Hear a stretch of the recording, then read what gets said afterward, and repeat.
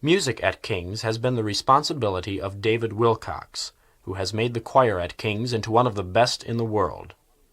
The locale changes now to St. Margaret's Church of Westminster in London, where Mr. Wilcox came to help the Calvin Choir prepare for its participation in the cathedral services. Here he is explaining to us the subtleties of the Anglican chant for the Psalms. I hope with that, just the brief moments with the Psalms, I didn't upset things. Well, my intention wasn't to alter anything so much as to make you feel free to alter as you think fit, because your opinion collectively is likely to be very much better than any one editor, at least most editors. And I think, therefore, that the whole time we've got to say to ourselves, which is making the most sense of the words, which pointing, and just move the bar lines around, move the dots around to suit your style of singing. What I'd feel about the antiphonal singing, do whichever's most comfortable, do whichever makes the choir sound the best, because people coming to hear an American choir sing in an English cathedral don't necessarily want to hear it exactly as the English sing it. They'd like to hear a new way or a new approach, because after all, even though things have been going on for 1,000 years here, it may be that we've got something to learn, and that therefore, if you feel that certain things are more effectively done this way than that, I should feel absolutely free to do it. People will be interested. And even the more conservative ones, at least, they've got something to compare then and say, well, I think we were right to do it this way after all. But I never feel afraid to experiment.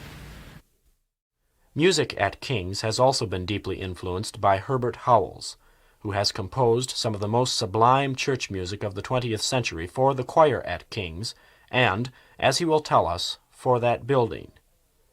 On that same day in St. Margaret's Church, the Capella sang two of Mr. Howells' works for him, the Magnificat for King's College, which you heard us sing at Coventry, and the Nunc Dimittis for King's College, the Song of Simeon, which will close this program.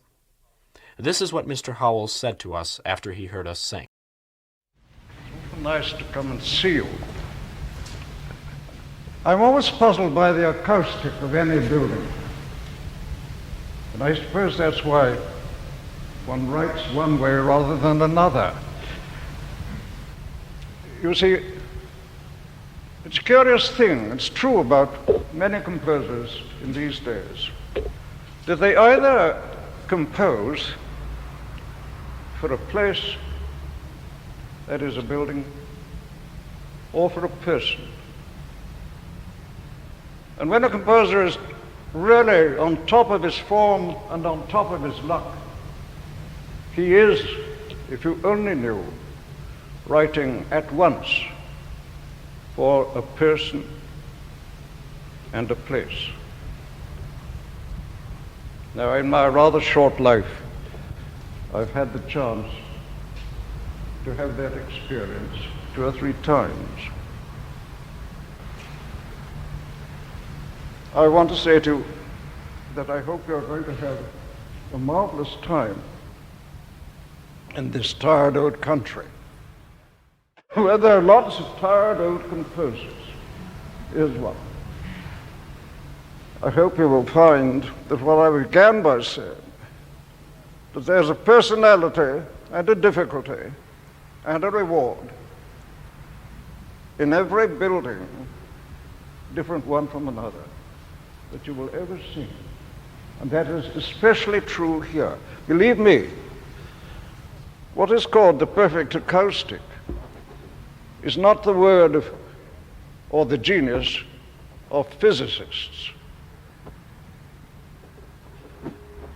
That is ordained, as I believe, quite firmly and quite seriously, by the grace of God.